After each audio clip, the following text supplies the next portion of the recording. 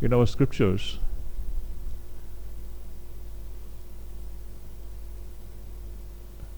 there is a wonderful idea which I think comes in Mahabharata. There it is said that when a young, beautiful woman in the prime of her youth, fully decked with most expensive ornaments.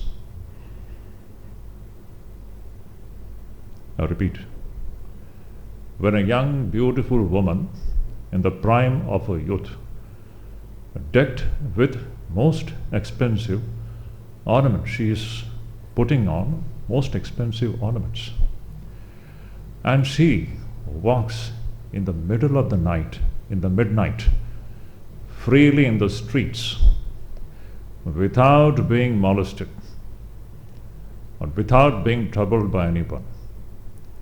Such a state is the most ideal state of a society.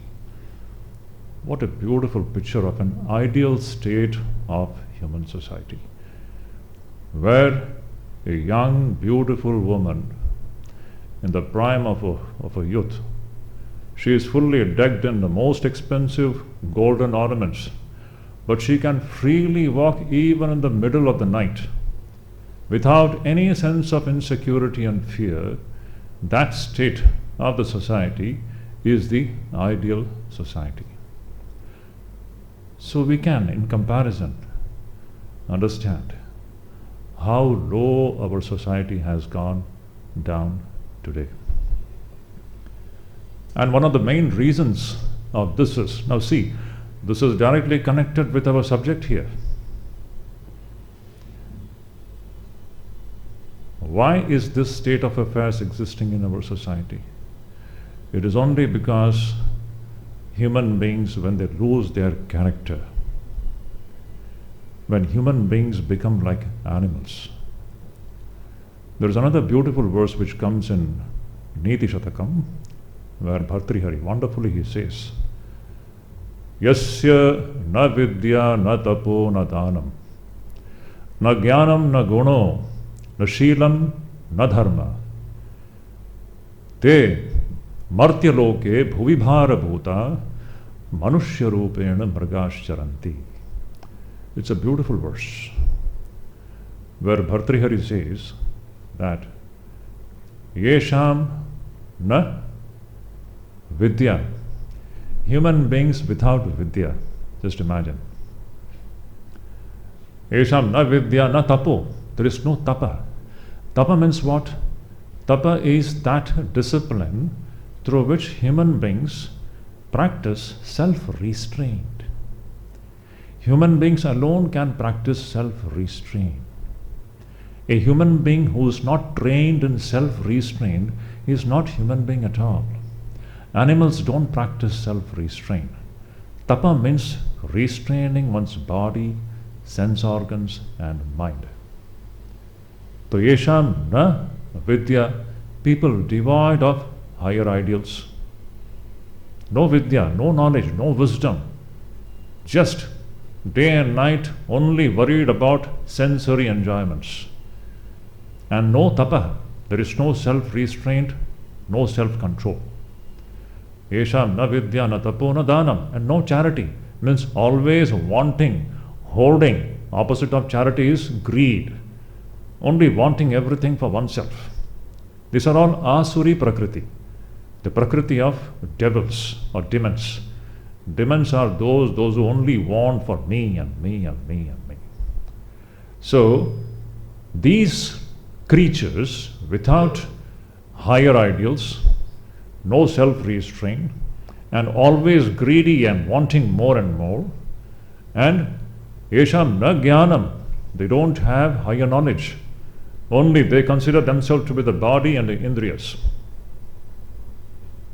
Na jnanam, na shilam. No, shilam is character. Character. Sanskrita Vyaktitvam. Shilam is good character. Lacking this good character. And na guno. There is no gunas, there is no good qualities. And na dharma, those who have no sense of what is right and what is wrong. About these people, Bhartihari says, Te martyaloke bhuvibhara bhuta. These creatures, actually they are creatures, they are not even human beings. These creatures on this planet, Martyaloke, on this planet, they are all bhuvibhara, they are a burden on this planet. Such creatures, living creatures, they are just burdening this planet. That means that they need to be eliminated. Such creatures they deserve to be eliminated. Te martyaloke bhuvibhara bhuta manushyarupena mrigascharanti, he says.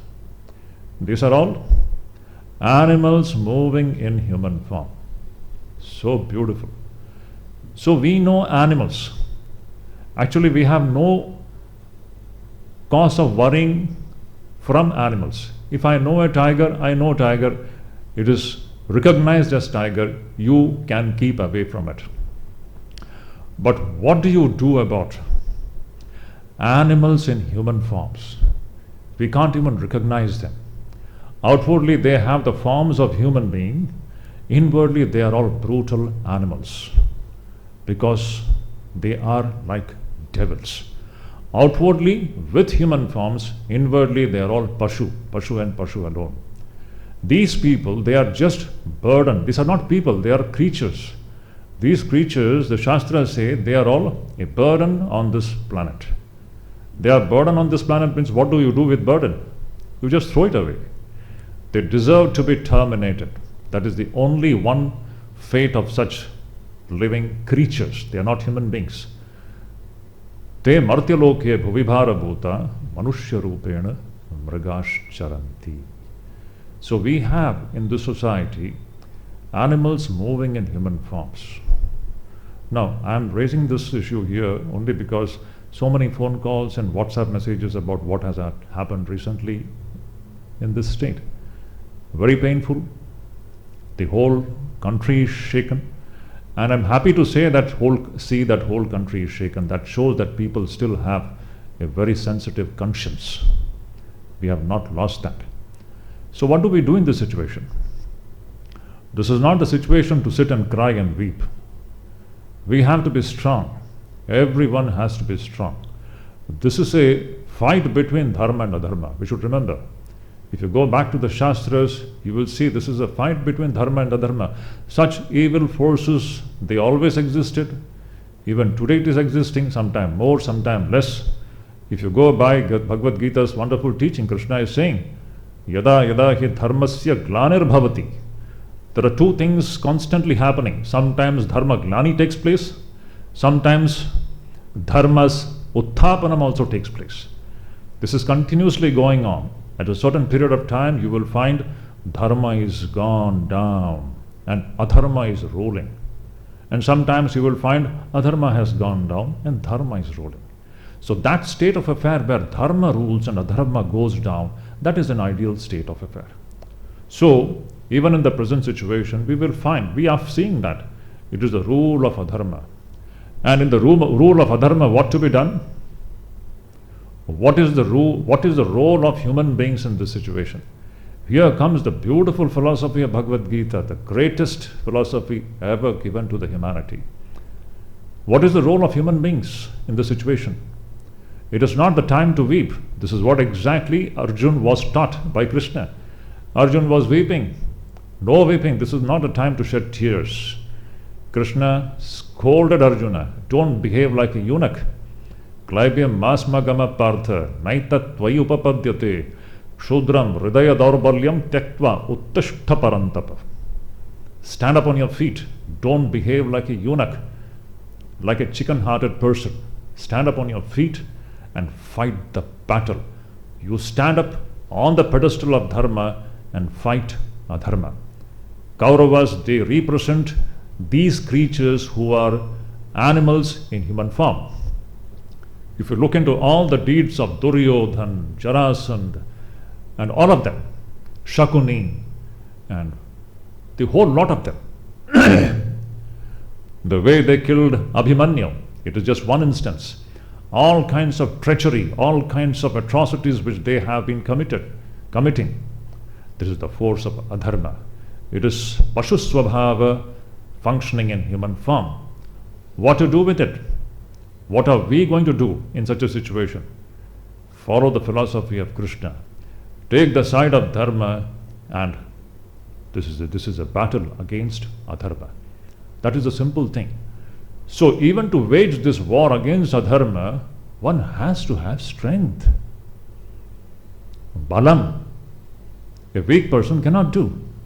So in all such situations, I am raising this subject because I have been receiving so many WhatsApp messages and even phone calls. I can understand the whole country is shocked. It is so depressing. When overall there is a depressing mood in the country today because of this horrible incident which has taken place. People are sad and depressed, and which is obvious. But it is not the time to be just depressed. We have to garner strength, and there should be a battle against adharma in every possible way. And for that you need strength. And from where are you going to get strength? Weakness has got no place in this situation. Everybody will have to have strength, even women also. Women especially, they should be strong and fearless, and they have to face the situation bravely and boldly. So the question is, from where are we going to get strength? Balam. That strength comes from Ishvara and Ishvara alone. See, that is the relevance of what we are studying here. The more we are disconnected with our own true nature, you will find that we are weak and we are miserable. Even to face this situation, any such situations, the real strength comes from our closeness and proximity to Ishvara. That is the direct relevance of the study of this great spiritual literature. The more and more we discover our true nature, we will see that what an amount of strength and confidence comes. All the weaknesses goes away. Nayamatma balahinena labhyaha. Upanishad says this Atman is not to be realized by a weak person. And what is that balam? Atmanishtha janita viryahinena, Shankaracharya says. That balam which comes from Atmanishtha, that balam which comes from Ishvaranishtha. If you have this tremendous Ishvaranishtha, this Ishvara about whom we are studying here, this chapter is meant to understand the true nature of Ishvara. The more and more we go close to the center of Ishvaratvam, our own Ishvaratvam, you will see what tremendous strength will come out of it. With that strength, we will be able to face such situations. In short, this is not the time to just be depressed and weeping. We have to go back to our own roots and discover our own, that divine center from where tremendous strength and courage will come. And with that, we have to stand on the side of dharma and wage the battle against adharmic forces, against such animals moving in human forms. This is a simple conclusion. This I'm stating because I got so many phone calls and messages, and they're all asking this question, Swamiji, what to do? It is very sad to have such an incident happen, horrible things. But that is what. Now just imagine if a whole state is run by such animals in human forms. What is this fate of that state? That was precisely what was happening in Hastinapur. Hastinapur was being ruled by animals in human form. And we know what happened there. When an entire kingdom is ruled by animals moving in human form, what will be the state of that society? Precisely Mahabharata, if you just see, Hastinapur was being ruled by such adharmic forces. And on the other side, we had the forces of dharma, the Pandavas, who was guided by this amazing teacher. The greatest teacher in the history is Sri Krishna. Absolutely no comparison. About whom Swami Vivekananda says, this is the one teacher who didn't have any cobwebs in his brain. What a wonderful teacher. No talk of niti and aniti. Straight away chop off the head of these evildoers. When Karna was supposed to be killed, his wheel was stuck up in the mud. He was talking about niti. How can you kill me? I am now removing this chariot which is stuck up in the mud. You have to wait. Krishna says, nonsense. Arjun, shoot him down. He was the most practical teacher. When we have to fight evil, there is no question of niti and aniti there. These evildoers, these animals moving in human form, they have to be simply exterminated. This is the philosophy, the most practical philosophy. It's a war against adharma. We should take the stand of dharma and stand against adharma in every form. Mahabharata, these are all wonderful things to guide the humanity. And Krishna was the greatest teacher. No talk of ahimsa and all those things. In such a situation, there is no ahimsa. Let us make this point very clear. Ahimsa is not unconditional. Ahimsa is conditional. It depends upon the situation and the circumstances. In every situation, ahimsa cannot be practiced. Fighting against adharma, ahimsa is perfectly justified. This is what Krishna was teaching Arjuna. Don't talk about ahimsa and all such nonsense.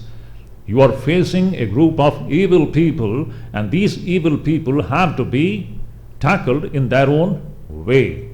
Don't talk about niti and nyaya in front of them. These creatures, this manushya rupena mrigasharanti, these animals in human forms, they just deserve to be exterminated. So in this whole message you will see it's a message of strength. No weakness, no depression. Arjun went into a state of vishada, depression, and Krishna brings him out of that situation. This is the greatest philosophy of Sri Krishna. No comparison. No other teacher has spoken in this way. The most practical, down-to-earth teacher ever born in history. That was the great Bhagavan Krishna. Anyhow, so coming back to our main subject, this was just needed. This depressing mood, we have to come out of it. We have to garner strength, and that strength can come from our closeness to Ishvara. That is the relevance of studying this subject. More and more we are close to this Ishvaratvam, our own Ishvaratvam, you will see that all this weakness will vanish.